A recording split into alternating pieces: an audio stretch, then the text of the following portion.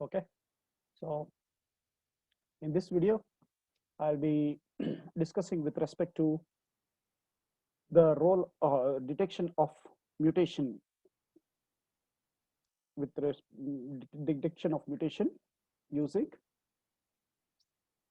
different protocols. So one of the protocol is the AIMS test. So before that, I just want to introduce into the topic. See, in the last video or in the last discussion, we came to know how the mutations will bring in changes in the organism. So how they will impact the organisms either positively or negatively. So it's very essential that these we have to know very clearly how exactly these mutagens will work to bring in mutations. What and all are actually bringing in changes in the genome. So it can be a physical molecule or chemical molecule or a biological molecule. Any of the thing can bring in change in the genome of the organism. So hence, it's very important to learn and note how exactly know we can know the impact of these mutation or the effect of these mutation in the on the genome of organisms, so that it will not become cytotoxicity or genotoxicity. So hence we will, in this topic, we will discuss about the detection of mutations. Okay, so not only just detection of mutation, we also will learn the effect of mutagens in bringing the mutations. So mutations are the focus of intense study by genetists because mutations often have detrimental effect. They are often studied by genetists. Okay, so we have to see the detrimental effects. Hence, we genetics are always important to know about the mutations. And these studies will help in developing tests. Okay, so these studies, the mutation studies and their finding, will help in determining the mutagenic properties of a chemical compounds by an investigator, okay, on the human populations, if at all, if these human populations are exposed to any of these components, either the physical components, chemical components, or the biological components. So for that reason, a scientist, Bruce, developed a test called as AIMS test. AIMS test. So usually we know very clearly in the industrialized part of the world, in the industrial regions, or you can say the urban regions, if there are more industries or even any urbanized geography, we come across various components which are potentially harmful or potentially carcinogenic in nature and may cause cancers. Okay, these chemicals can bring in cancers. So these chemicals, sometimes they are administered in the laboratory to the animals, or like the rats or the mice, to compare the incidence of the cancer treated with respect to the control animals. And if at all, if we have to do this procedure, if we want to find only by this means, that is bringing the chemicals, inducing into the rats, and then bringing a paper out of them, it takes a lot of time. And one more important thing is it needs a lot of ethical clearance.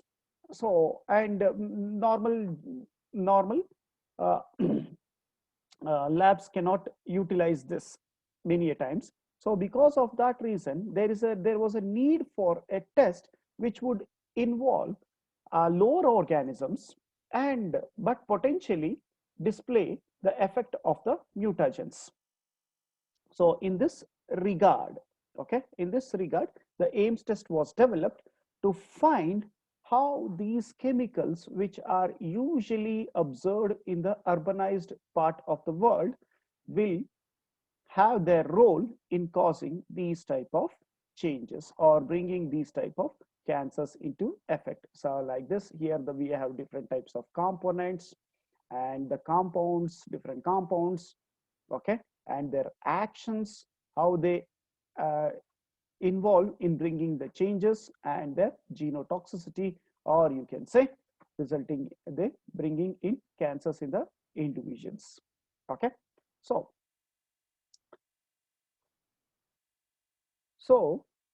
the AIMS test was developed to test these chemical components, these chemical compounds. AIMS came out with AIMS came out with a methodology where he used microorganisms to see the effect of the carcinogens on the carcinogens on the microorganisms. Okay, so he used the bacteria Salmonella typhimurium, which have the defects in polysaccharide coat, which normally protects the bacteria from chemicals in the environment. So if these bacteria are auxotropic strains, means very important, there are two types of bacterial strain. One is phototropes and the other one is auxotropes. Phototropes can prepare their own food, whereas auxotropes depend on the external media to to produce a particular type of amino acid or any other component which it requires. Okay, they are called as the auxotropes. So these auxotropes have damaged repair mechanism system, and if these damage repair mechanism system is inactivated, okay, damage has been inactivated, DNA repair system, if it is inactivated, what they do, they enhance their susceptibility to the mutagens. If the DNA repair system works properly, then definitely they will make sure that the mutagen will not have any effect on them. So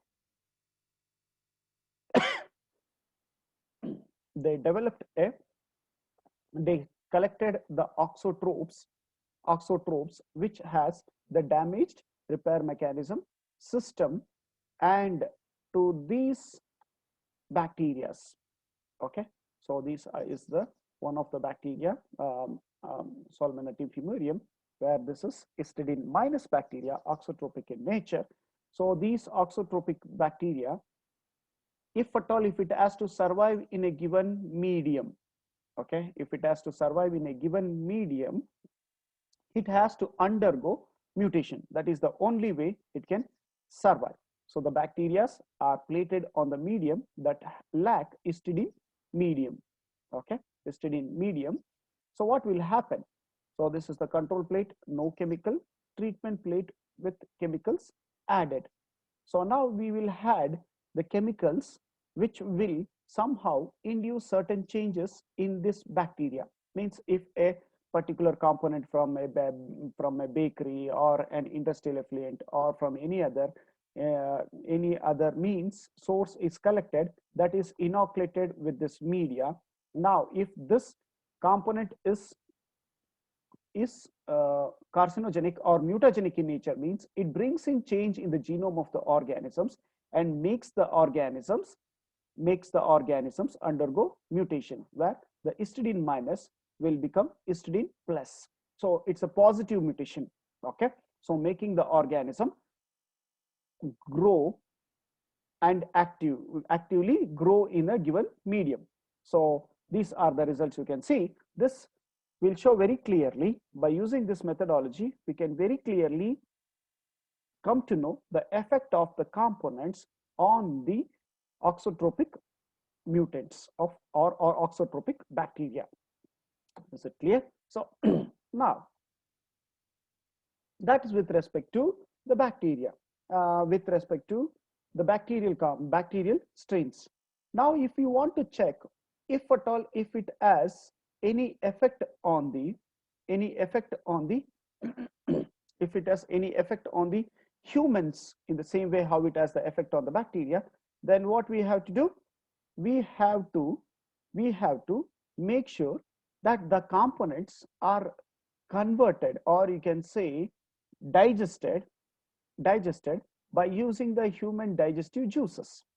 Okay, human digestive juices. Only then the human body will absorb those components, and then we have to see the effect of those components in the human body. So for this, Ames continued his method. Ames, okay, added uh, Ames added the mammalian liver extract that contains the metabolic enzymes into this. Okay, that is the liver enzymes is added into this stream.